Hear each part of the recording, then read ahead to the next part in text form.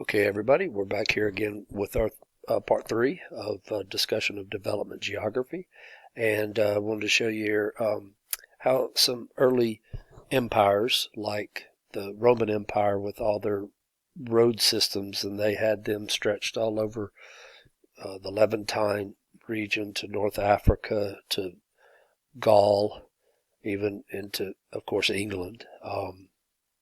Stretching a long way. So this empire that you see here of the Inca stretched about 2,000 miles long across the Atacama Desert in the south, as you can see, into some of the Amazon basin and rainforest, all the way up there north to Quito, the current capital of Ecuador. So that these roads ran, again, for a couple thousand miles, and that it was mainly just runners who would run messages. They didn't have a written language, but they did have I think called a quipu, which was a knotted string that they would use to carry messages to and fro. But just wanted to show you a couple aspects here too of how intricate these roads were. So the picture that you see on the screen, if you find Machu Picchu in the purple area, this is the Inca. The Inca Trail is what it's called, and so this was an area built so that you could get into the city itself. But if you can see that it has boards there. This is really big, by the way. I wish there were people on it so you could kind of see how many people you could fit on there. But anyway, they could pull the boards back and thus protect the city and whatnot. But then if you'll look just to the south, mostly southwest, but more west than south, and see Cusco on there. This is called Sacsayhuaman, and this was part of their navel of the world and the core, the capital of the empire itself, even though there were at times capitals in the north and the south when the empire was separated. But you had lots of different people in here. Just because we call it the Inca, I mean, it's like with Rome. Yes, the Romans it was their empire, but you had dozens and dozens, maybe hundreds of different ethnic groups within the sphere, and that it's just the Inca who control it all. So if you look in the north at Chan Chan, this is what this looks like, and this was the largest adobe built city in the entire world. And that's a very different kind of setting. It's fairly lush and forested in parts of the mountains or in the jungle, but of course along the coastal area here, it's actually very dry. It's a desert, influenced by the cold current, Humboldt current off the coast. But anyway, the roads facilitated trade, travel, and the like. So if we look at the railway networks here too of Australia, something really odd about them is they were built differently, and it depended on what they were moving about how the gauge of the track was. So they had maybe 3 or 4 different kinds of gauge or width of the tracks, and the trains couldn't easily move from one to the other. But anyway, you'd see that the uniform, railway gauge, the English standard gauge, was suggested by Earl Grey of the tea fame that you read in your textbook about. Earl Grey tea, if you don't know, is world renowned. But anyway, only 3 of the colonies it shows you here are the ones that accepted it, and thus this does turn into problems. When you're trying to move freight across an entire continent, and so without that uniformity, this has been a problem that they're trying to overcome. But anyway, transportation reboot. This is easy to do, I think, if you have a growing and burgeoning economy like Singapore has developed since the 1970s, and if you're a very small island.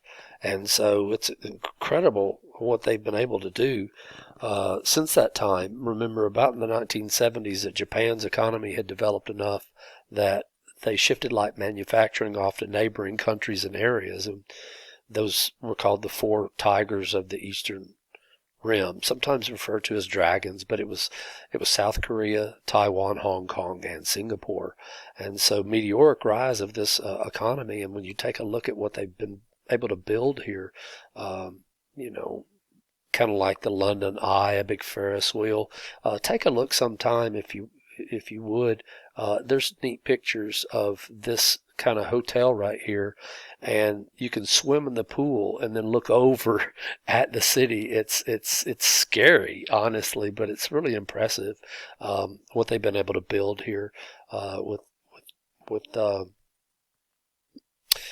transportation for them. The most important thing was shipping, and they had entrepôts, these places where you could drop off those containers for shipping, and we'll talk about those in the next chapter. Containerized cargo for shipping, and they were right at the Strait of Malacca that carried over into the Indian Ocean from the South China Sea. So this is a very vital strategic place that they were located, and so they were able to parlay that into a better economy for themselves as well. They did a lot of this through education also. If we look at other transportation links, we know that high-speed rail is getting to be a big deal, but there's not so much rail here. Well, there's rail. Obviously, it's a train, but the magnetic levitation. So you've got the opposing aspects of similar magnets that keep this thing floating just above of the track, essentially, but also pulling to make sure it doesn't leave the track. But you have a train here with very little friction that'll go over 300 miles an hour. And it is neat to see. And they've had to work on a few things, just so you know. Notice it says the test version here. The first iterations they had, this train was blowing through these tunnels along, the Japanese countryside and sending sonic booms out, emanating across the countryside. And that wasn't a good thing. So they actually went to nature and saw the face of the kingfisher bird and how it was shaped where it could dive into the water with very little resistance. And so they used it, and I think a peacock face too, to kind of come up with this design, and it's worked quite well. Not really sure. Let's see here. It's what does it say? From 2027, they're supposed to be connecting Tokyo to Nagoya on the Nobi Plain. But that's maybe 6 years off.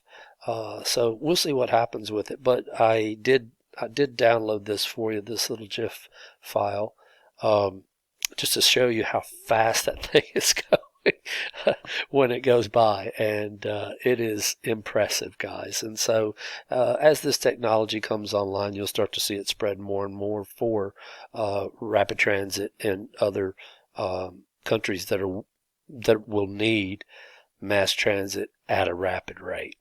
Anyway, that's the technology. We'd see that our technology is not so good right now. As you have seen from your textbook, if you've read through here, you know that we have some serious problems within this country. Most of our infrastructure that was built, a good bit of it, during the Great Depression and right thereafter, simply because of the alphabet soup programs and things like Hoover Dam or whatever. The Eisenhower interstate system, I'll come on here in a minute, was built in the 1950s. But a lot of this was admittedly, hey, this dam or this electrical grid or this highway or whatever it happens to be only had about a 50-year lifespan. And we're well past that, and it shows. So the Build Back Better Act that was passed and will likely help bring infrastructure back up to code, again, hopefully, and even make money for us. When you invest in something, it is the investment, it should have a payoff, and it's just not spending willy-nilly, so that you have sewage and water issues that need to be dealt with. This was something I grabbed about the Hernando de Soto Bridge, I think it was, over I-40 in Memphis. They were repairing parts of it.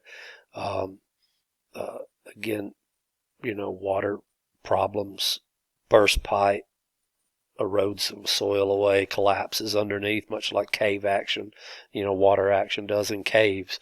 So we've been seeing a lot of this, and it's about time. It's past time that we had actually dealt with it, because our competitors, like the Chinese and others, they're already moving far ahead of us. And mind you, what they're using and building and stuff is cutting edge stuff now.